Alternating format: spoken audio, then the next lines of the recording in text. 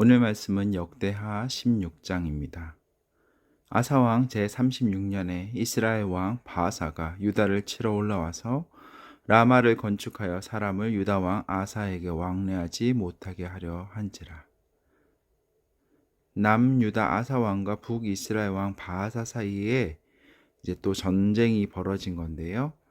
그것의 방법은 뭐냐면 라마의 어떤 이제 방어 진지를 구축을 해서 그게 아마 교통의 요지였던 것 같아요. 그래서 남유다 왕 아사에게 왕래하지 못하게 한지라, 즉 이제 어떤 무역이나 이런 것들을 방해했던 방법으로 남유다를 공격했던 것 같아요.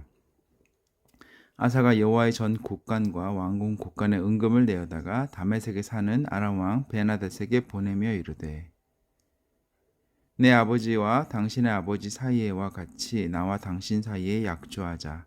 내가 당신에게 은금을 보내노니 와서 이스라엘 왕 바하사와 세운 약조를 깨뜨려 그가 나를 떠나게 하라 하매. 남유다 아사 왕이 하나님께 그 도움을, 위기를 닥쳤을 때 도움을 요청한 것이 아니라 그가 사람을 의지했던 거죠. 아람 왕 베나데셀을 의지했고 그에게 왕궁 곳간과 하나님의 성전에 있는 창고에 있는 은금을 다 내어다가 바친 거죠. 뒤에 계속 나오겠지만 이때의 위기는 모면했을지 모르지만 그는 하나님에게 준엄한 경고를 받습니다. 그가 하나님을 의지하지 않고 사람을 의지했다는 것 때문이죠. 내 아버지와 당신의 아버지 사이와 같이 나와 당신 사이에 약조하자. 내가 당신에게 은금을 보내노니 와서 이스라엘 왕 바하사와 세운 약조를 깨뜨려 그가 나를 떠나게 하라 하매. 이제 북이스라엘과 연합됐던 아람 왕 베나닷에게 그걸 깨라. 내가 대신에 이 은금을 너에게 줄게. 이렇게 한 거죠. 베나닷이 아사 왕의 말을 듣고 그의 군대 지휘관들을 보내어 이스라엘 성읍들을 치되, 북이스라엘의 성읍들을 친 거죠. 이온과 단과 아벨마임과 납달리의 모든 국고성들을 쳤더니 바하사가 듣고 라마 건축하는 일을 포기하고 그 공사를 그친지라. 아사 왕이 온 유다 무리를 거느리고 바하사가 라마를 건축하던 돌과 제목을 운반하여다가 게바와 미스바를 건축하였더라. 언뜻 보면 지혜롭죠. 돈으로 이렇게 사람을 사서 어떤 외교적인 압력을 행사해서 라마 건축을, 즉 자신들의 어떤 무역과 사람들이 오가는 것을 방해하는 것을 멈췄고, 심지어는 그곳에 건축하던 돌과 제목을 운반하여다가 자신들의 어떤 방어선을 구축하는 데 사용했습니다. 인간적인 눈으로 보면은 어떻게 보면 지혜롭고 효과적으로 잘 했다라고 판단되어야 될지 모르겠지만 하나님의 시선에서는 아니었어요. 그때 선견자 하나니가 유다 왕 아사에게 나와 그에게 이르되, 왕이 아람 왕을 의지하고 왕의 하나님 여호와를 의지하지 아니하였으므로 아람 왕의 군대가 왕의 손에서 벗어났나이다. 구스 사람과 룹 사람의 군대가 크지 아니하며 말과 병거가 심히 많지 아니하더이까. 그러나 왕이 여호와를 의지하였으므로 여호와께서 왕의 손에 넘기셨나이다. 여호와의 눈은 온 땅을 두루 감찰하사 전심으로 자기에게 향하는 자들을 위하여 능력을 베푸시나니 이 일은 왕이 망령되이 행하였은즉 이후로부터는 왕에게 전쟁이 있으리이다 하며. 사실 이 아사 왕은 시작은 되게 좋았죠. 역대하 15장에 나오지만 그가 이제 성전 정화 그리고 어떤 우상 숭배들을 하는 것들을 많이 정화하였고 그렇게 애를 썼지만 그의 말년이라고 해야 될까요? 아무튼 그 이후에 그의 마음이 하나님께 온전하게 하지 않았기 때문에 하나님께서 이제 너가 더 이상 평화의 시대를 살지 못할 거야 라고 이야기를 하시는 거죠. 아마도 15장 그 말미에 보면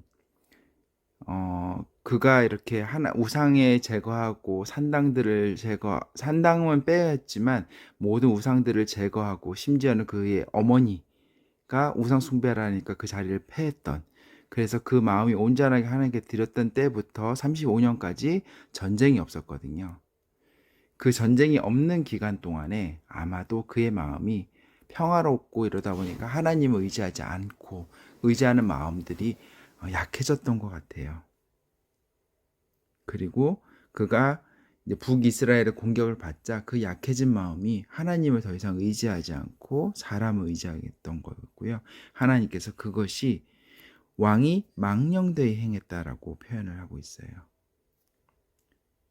왜냐하면 전심으로 자기에게 향하는 자들 위하여 능력을 베푸신다라고 했는데, 이 말은 뭐냐면 아사왕 당신은 전심으로 하나님에게 마음이 향해 있지 않았어요. 그게 당신이 망령되이 행한 일이고, 그렇기 때문에 이제부터 하나님의 도우심과 하나님의 지키심이 더 이상 있지 않기 때문에 이후로부터는 왕이 전쟁을 만날 겁니다 라고 했어요. 근데 이 아사왕이 그 전에 순전했던 마음과 달라졌음을 느낄 수 있는 것이 이 다음에 나와요. 아사가 노아의 선견자를 옥에 가두었으니 이는 그의 말에 크게 노하였으며 그때 아사가 또 백성 중에서 몇 사람을 학대하였더라. 다윗 왕은 그의 생전에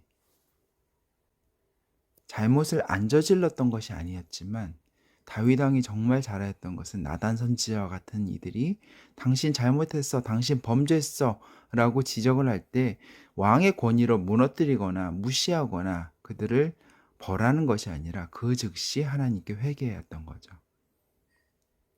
근데 아사 왕은 자신에게 하나님의 말을 대언하였던 선견자를 가둬두었고요.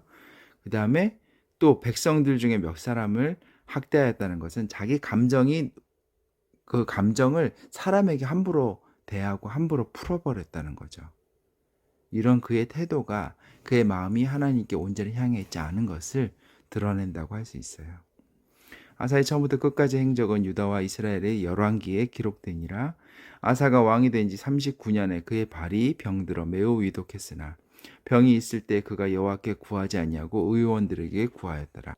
참 안타까운 거죠. 그의 처음의 시작은 정말 하나님께 순전했지만 그의 마지막은 병들었음에도 불구하고 하나님께 더 이상 기도하지 않았고 하나님께 구하지 아니었고 사람의 도움만을 구했던 거죠. 아사가 왕위에 있은 지 41년 후에 죽어 그의 조상들과 함께 누움에 다윗왕이 자기를 위하여 파두었던 묘실에 무리가 장사돼 그의 시체를 법대로 만든 각양 향재료를 가득 채운 상에 두고 또 그것을 위하여 많이 분향하였더라. 아멘. 오늘은 여기까지 하겠습니다.